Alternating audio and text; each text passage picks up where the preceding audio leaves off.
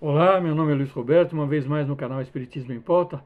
Eu vou apresentar um vídeo hoje com o título Métodos e Técnicas na Oratória Espírita. É claro que nós não vamos aqui ministrar nenhum curso de oratória espírita.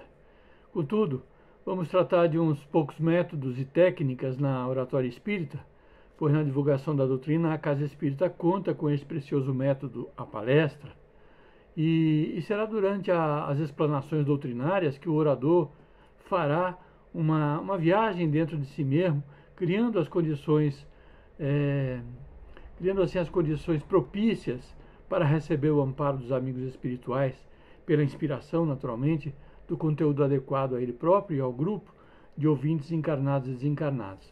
Resolvi fazer isso por um motivo muito simples. Eu fiz uma palestra uma vez numa casa espírita e está me lembrando disso esses dias. E ao final da palestra, conversando com alguns trabalhadores da casa, um rapaz e uma moça, ambos me disseram quase que em uníssono, que eles eram os palestrantes da casa, que tinham colocado eles como palestrantes da casa porque eles gostavam de falar, né? E que eles falavam, seja o que Deus quiser, né? Disse-me o rapaz, seja o que Deus quiser, a gente vai lá e fala.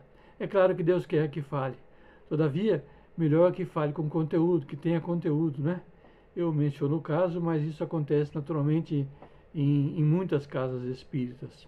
E se você não é um orador espírita, não gosta de falar em público, por exemplo, o conteúdo aqui exposto serve também para o seu dia a dia nas relações familiares, profissionais, sociais e especialmente nas suas relações no centro espírita que você frequenta e do qual, se você já não deverá se tornar um trabalhador e quem sabe um dia um palestrante também na sua casa espírita, porque tem muitas casas espíritas que não tem nenhum palestrante e convida, através da União das Sociedades Espíritas, ou através das federações, ou de conhecidos pessoais, convida outras pessoas de outros centros para virem fazer palestra nas suas casas.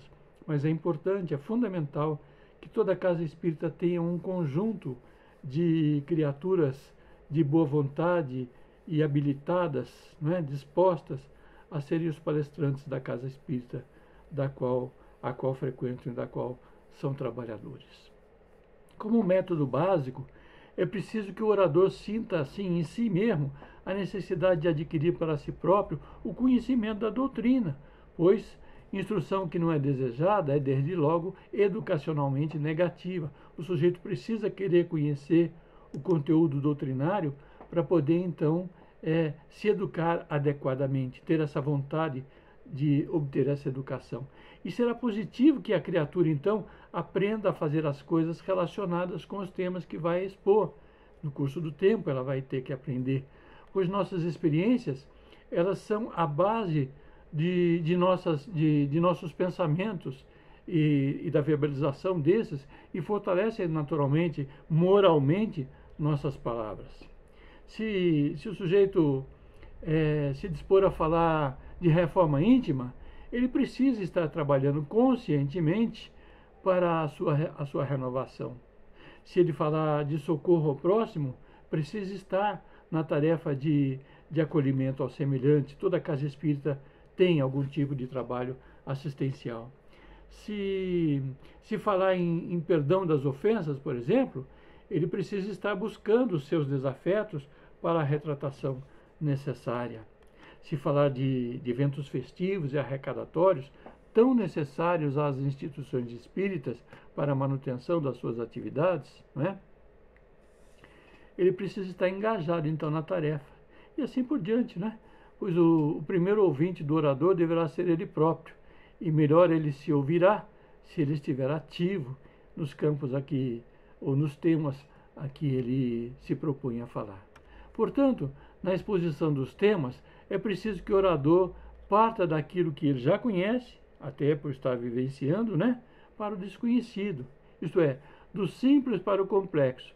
E esse complexo ele adquirirá na utilização de técnicas de assimilação.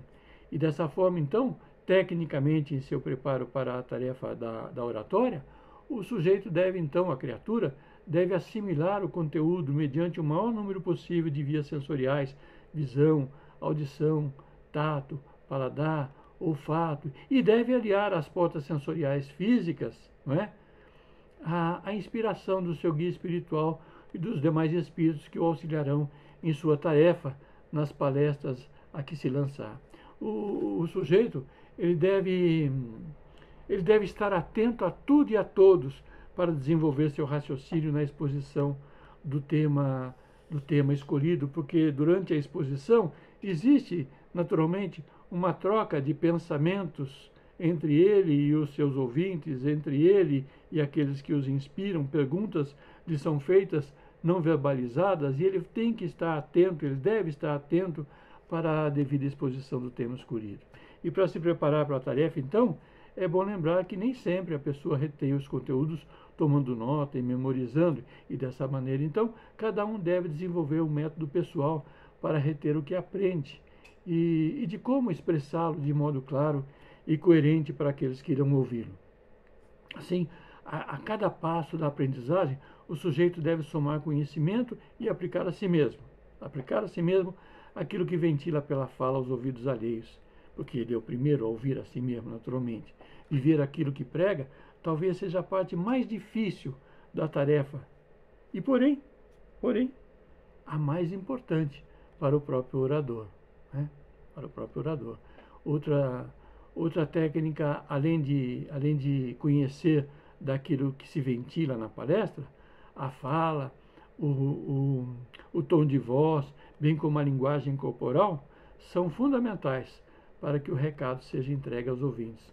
Pois se o conteúdo é rico, a fala e o tom de voz são adequados, e a linguagem corporal é rica em gestos, expressões faciais, e os exemplos são dinâmicos e congruentes com o que se fala e como se fala, o objetivo de ensinar então será naturalmente alcançado. Essas são pequenas dicas, eu vou chamar de dicas, né? Alguns poucos métodos para que a pessoa possa então apreender o conteúdo daquilo que vai falar, especialmente vivenciando conforme nós mencionamos anteriormente. Penso que isso possa de alguma maneira iniciar o auxílio. O bom mesmo seria a pessoa procurar um curso de oratória, né? Nós temos cursos de oratória na internet, nós temos muitas pessoas que se dispõem a ministrar cursos de oratória de forma gratuita nos centros espíritas, e isso é bastante importante.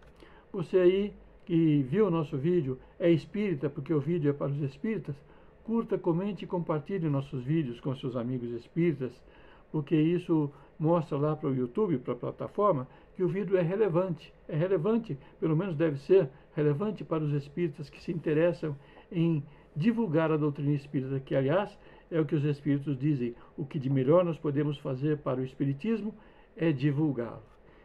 E vamos adiante.